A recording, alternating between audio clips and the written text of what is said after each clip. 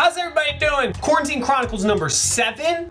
How do people usually do 7 on their hands? Why am I overthinking this? I hope everybody's staying strong during quarantine. We are about to hit 1 month of the world shutting down, which is crazy, but am I allowed to say that it's kind of normal now? I mean, boy, it's gonna be insane when everything starts back up. I can't wait to hug people. I can't wait to give high fives, but man, it's kind of normal now. I'm not cool with it. I hope everybody had a nice Palm Sunday yesterday.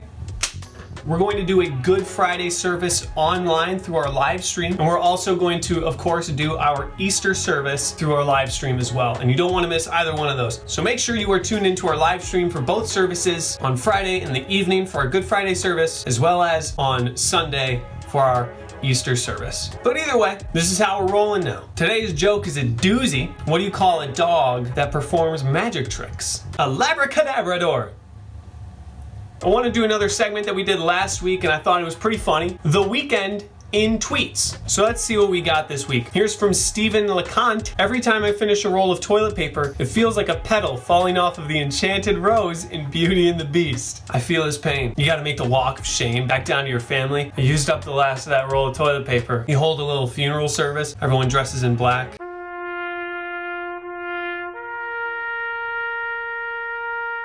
It's solemn stuff. Here's from Braxton Barrios. When we come out of this and I ask you where you want to eat, I do not want to hear, I don't know. You had 45 days. It's just gonna be Chick-fil-A for me for God knows how long. Where do you want to go? Chick-fil-A. Hey, you know what we haven't done in a while? We haven't gone to Chick-fil-A in a while. Man, I miss chicken sandwiches. Do you think we can go to Chick-fil-A today? Do I have a problem? I don't think I do. The amount of money I'm gonna spend on food though, holy smokes, it's already a problem. And last but not least, we actually have a Facebook status from Open Doors' very own Gary Collins. Says, I feel 16 again. Gas is cheap and I am grounded. Gary, that was good. That was a good one, Gary. You made me laugh. I want to break into the word today and jump into the book of Psalms. So starting in Psalm 120 and going through Psalm 134, you'll see underneath it says a song of ascent. So here's what that means. So the tradition is that there are 15 songs of ascent through Psalm 120 through Psalm 134. And there are also 15 steps to get to the top of the Temple Mount as it was constructed under David. And so the tradition is that each song of ascent is connected to one of the steps to get to the top of the Temple Mount. And so the idea was that these 14 psalms would be recited on each step. And as you got closer to the temple, you were saying these psalms. There's a different vibe to each one. There's a different thought. So David writes these psalms and they are crazy. They're so good. They're so rich. They're so full of wisdom. So I want to crack a couple of those open over the next few weeks and just really kind of dig into the songs of ascent, these songs of contemplation, of reflection, of worship. So we're just going to jump through these through the weeks. We're not going to do every single one of them, but since it seems like we're going to be doing this at least through the month of April, I kind of want to give these videos a sense of continuity. So we're going to jump here in Psalm 121. It goes like this. I will lift up my eyes to the hills. From whence comes my help? My help comes from the Lord who made heaven and earth. He will not allow your foot to be moved. He who keeps you will not slumber. Behold, he who keeps Israel shall neither slumber nor sleep. The Lord is your keeper. The Lord is your shade at your right hand. The sun shall not strike you by day, nor the moon by night. The Lord shall preserve you from all evil. He shall preserve your soul. The Lord shall preserve your going out and your coming in from this time forth and even forevermore. So that would be recited as you're going up the steps to the temple. And so what is it asking you to reflect on? Where does my help come from? My help comes from the Lord. He sees when I go out, he sees when I go in, and you better not be going out. We gotta be social distance. But he keeps us. He will not sleep on us. I think the ability to meditate and to think on these scriptures, to think on these verses, to think on just who God is so valuable in this time of isolation. And for a lot of us, this time of boredom. I encourage you all to partake in reflection. And what do I really mean by reflection? It's two things, right? Viewing myself through the lens of scripture and saying, what does scripture ask me to be? What am I actually? Like a spot the difference game. So that's reflection part 1. Part 2, and this is really important, is we are really evaluated by the Lord. So who is the Lord and how does he evaluate us? Well, this says who he is right here. Maker of heaven and earth, who will not allow my feet to be moved, who keeps me and will not slumber. He who shall preserve me from all evil. He who shall preserve me and my soul from this time forth and forevermore. So who is this God who is evaluating me? Well, he is someone who is watching and protecting and guiding. We've talked about this a lot. He's not checking things off of my list. This isn't a report card that I'm going to get back. We saw that at snow camp in John chapter 6. It is the Spirit who gives life, and the flesh profits nothing. The words that I speak to you are spirit and life, right? Jesus is trying to give us spirit and life. He's trying to give us bread. So when we are self-evaluating, when we are trying to reflect in this time of isolation / boredom, making the use of our time, stewarding what's been given to us, as we reflect, we need to reflect in light of who God is. How do I get closer to Him? If I'm reflecting without a knowledge of who He is and without a context of who He is, then ultimately I'm doing self-righteousness and idolatry of myself. Every improvement that I try to make on myself, every step of sanctification that I make is not made in terms of making Tommy better. It is making Tommy more of what God has asked him to be. So I would encourage you, just as we go through these psalms of reflection, these psalms of adoration, of worship, think about who God is. In a second, we're gonna play a game called Change My Mind. You guys are going crazy about the fact that I know to be a fact that cereal is soup. And everybody's trying to change my mind. Well, here's your opportunity. I'll give you a couple of my opinions and you can try to change my mind. Here's the caveat though. We had recorded these to be part of last video, but then it ended up being like a 15-minute video without the calls. So now they are going to be a part of this video. So you're about to see me do a wardrobe change and talk to some of our friends in hopes that they could change my mind. Christian Slattery, today I have a game for you. Number one, it is my belief that if given proper warning, Batman could beat Superman in a one-on-one fight. Change my mind. I'm not gonna change your mind, I believe that. You believe that? If he has a time, ready? This man is a billionaire. You take his rocket ship and he goes up to Krypton or whatever the place is. He goes, breaks some crystals off, comes out of nowhere, and he takes his batarang in the shape of the kryptonite in a batarang form, just yeets it at Superman, not expecting it. He's like, whatever. Superman's cocky probably, hits him, and he's like, oh, I'm not gonna hit, hits him. He's like, oh no, dead.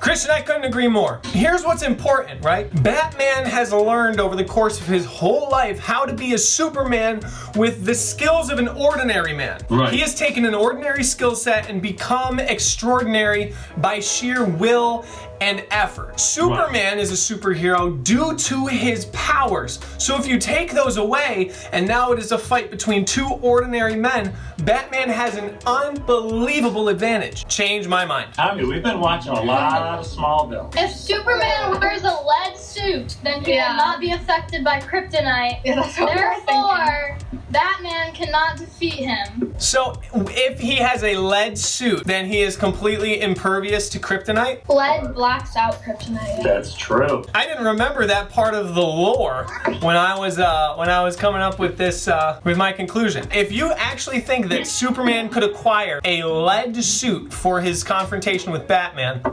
you've changed my mind. Not only could he acquire a lead suit, it would be like he would be wearing a feather suit because he's so strong, it wouldn't even hold him back. So, okay, wow, you've actually changed my mind. Congratulations. Number two, it should be mandatory that all cars, their turn signals should all blink at exactly the same speed. Change my mind. Can we agree with you? Yes, you can 100% agree with me. I would love if you agreed We with me. have to change his mind. That's the game. I would love if you agreed with me. I feel like variety is the spice of life, Tommy. If everything was the same, then it would be so boring.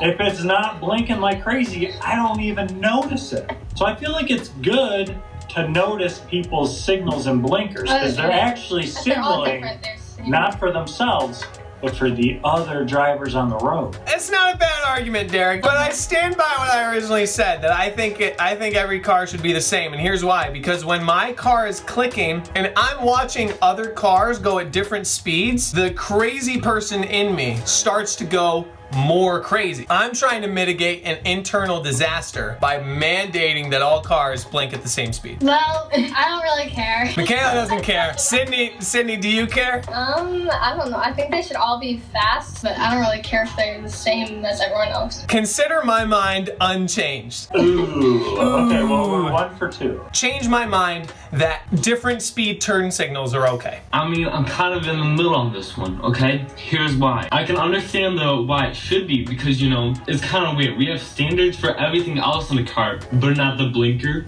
Kind of weird. But if you have a nice sports car, if you have it go ting, ting, ting, ting, ting, you're like, ooh, that one's fast. But if you have one that's like a regular, like, Corolla, and it just goes doot, doot, doot, doot, you're like, okay, that's okay. But if you see a nice car and it's going boop, boop, boop, boop, boop, you're like, that's cool. This adds a cool factor to it. So you think that different speed blinkers are okay because there's an element of coolness or variety that is important to distinguish ordinary cars from very cool cars? Right, because a Mustang, when they're turn signals, they don't have a light. It's like a line that just goes in a sequence of lights. There's like a motion. So if you have it continuous, you're just going, it's gonna be weird. But if it goes, this is gonna look super weird. So, you know, it's kind of hard for different types of lights. I don't know. I think that that's as good of an argument as you could put forward. You put forward a valiant effort, but you did not change my mind. That was a little hard one, to be honest. It was a little bit hard. I was a little mixed on myself. You weren't like really on either side, so. Right. But here's one where I think you will be.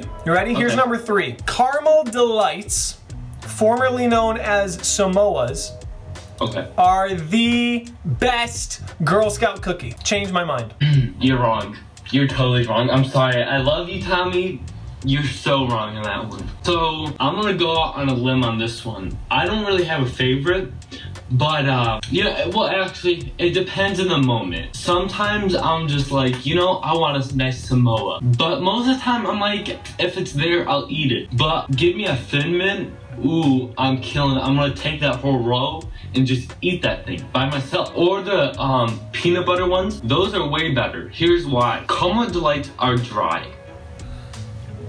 Whoa, whoa, whoa, whoa, whoa, whoa, whoa. Every other cookie kind of has something to moisten it. The caramel is alright. It's not that gooey to like soften it. It's like crumbly. You bite it and it's like, it's kind of like a Nature Valley granola bar. There's even the thank you cookies, which is just a shortbread cookie with chocolate on the bottom. Those are pretty good too. I'm still going with Thin Mints. Thin Mints are the best. Here's why you didn't change my mind, Christian, because you compared my darling Caramel Delights to Nature Valley granola bars. Absolutely cannot happen. Nature Valley granola bars are usually pretty good. Texture-wise, they're completely different. The peanut butter one is so good. Get out of here if you don't believe that. I don't disagree that they taste great, but they are completely different in function and in texture. Here's the thing about the Samoas that we fundamentally disagree on, is that I don't believe that Samoas are dry. I mean, sure. Sometimes I'm just eating it and I get a lot of crumble, and I'm not trying to have that. Especially when I'm just trying to sit there and I'm just eating my cookie and it goes all over me. I'm like, I'm not having that. You know, you kind of got me in the middle now. You're changing my mind, to be honest.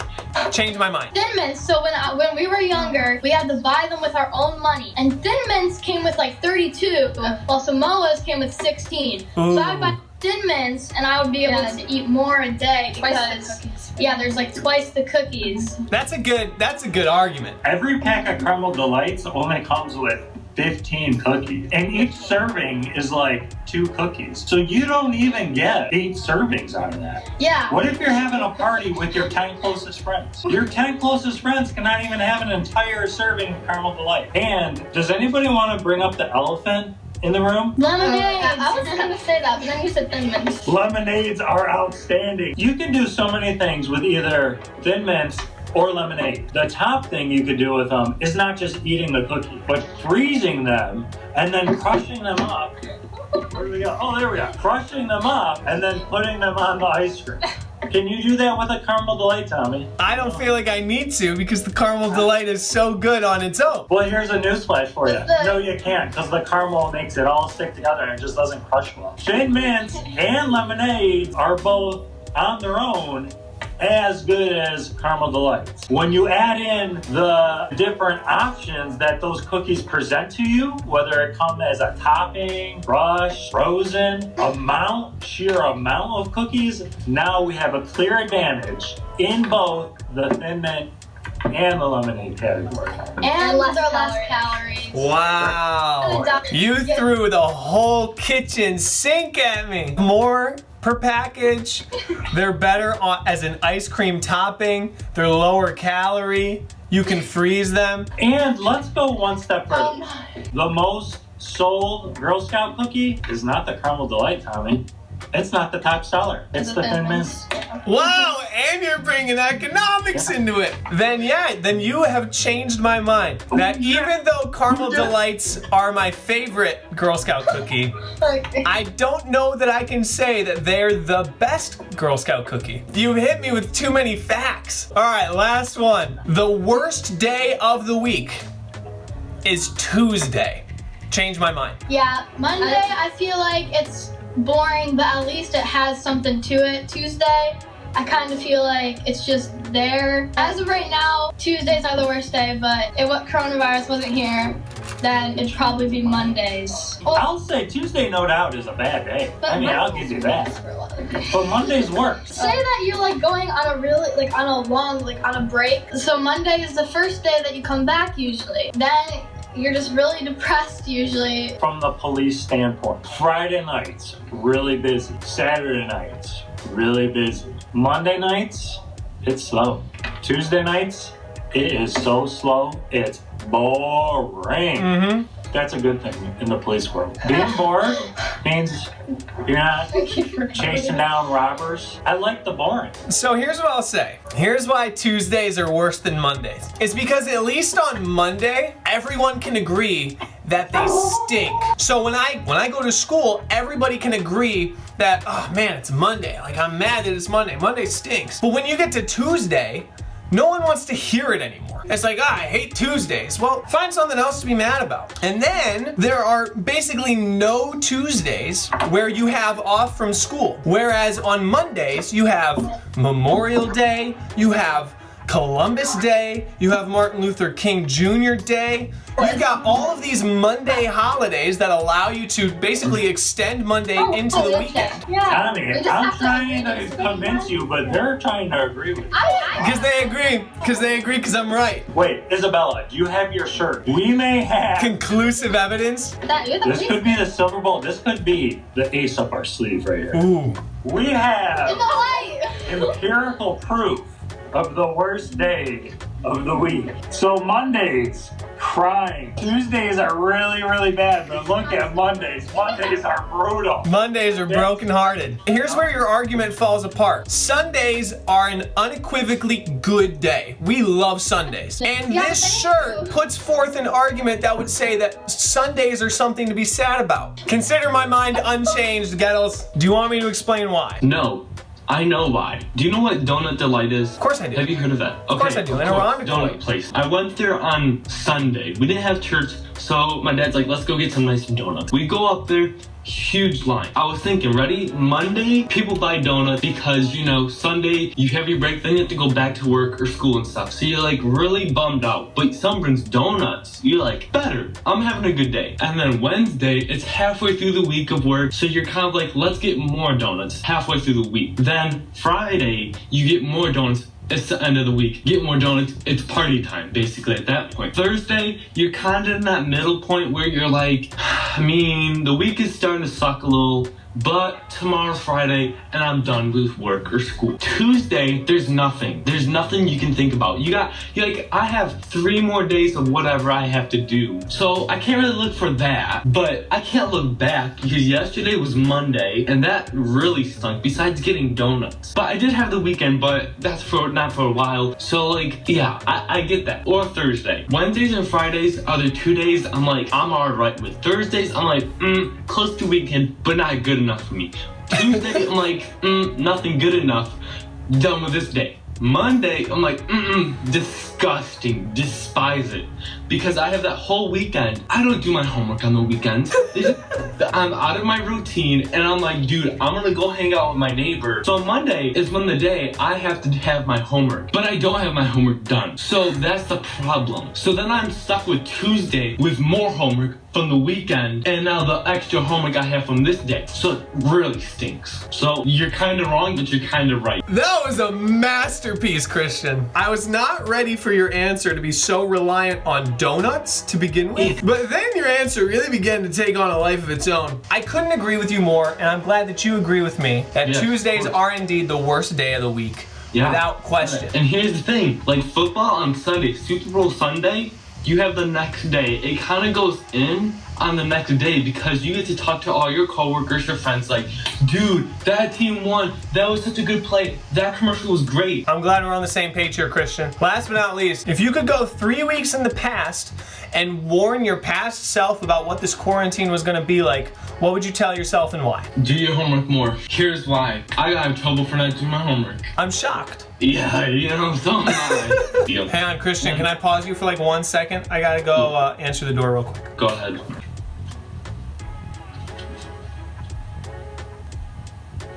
It's a bad hair day for Christian. It's all good. I tell you that much. I'll get through it. Hurry up, Tommy. You talking to yourself? Yeah. So, what would you do? So you didn't do any of your homework? Yeah. Other thing is I would tell myself, find more things to do fast because I'm always bored and it stinks when it's raining outside or it's super wet because I can't play soccer. So I'm kind of stuck inside just playing video games. I would say find more crafts or get a lot of yeast and flour. Because I love bread. I love making I've made garlic knots, pretzels, but I love bread. Watching the dough rise, you know, you have this little ball and then it goes like this and you're like, I got dough. So in summary, you would do more homework, get more craft supplies, and get more bread making supplies. You're giving me a lot of material to edit out of here.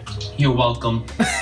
You're welcome. This is a whirlwind, Christian. You're one of a kind. I would probably tell myself to definitely get more toilet paper because even if we don't need it, then we could give it to like our grandparents or someone if they're low on it. I would also enjoy school while it lasted because I'm actually wanting to go to school now. I never thought that I would miss it this much because especially like my friends, I would just hang out with them more because now I can't really hang out with them more. Yeah, that's what I do. I would figure out how I got back to the past so I could. And I would also, I would bring my binders back because I did not bring all of my binders home. If you got to go back in the future, then I would just like change the timing and go back even more and like change.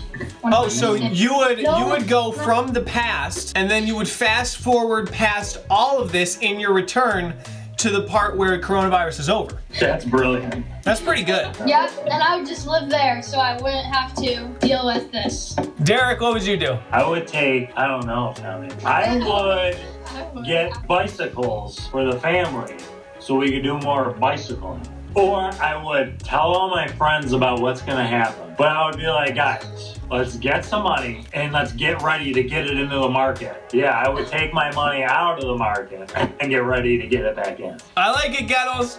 Thank you to the Ghettos and to Christian for playing the game. Thank you to you for watching the video. I hope that you had a beautiful Palm Sunday and allow for this time to be a season of meditation and reflection for yourself. But ultimately, I hope you stay healthy and I'll see you next time.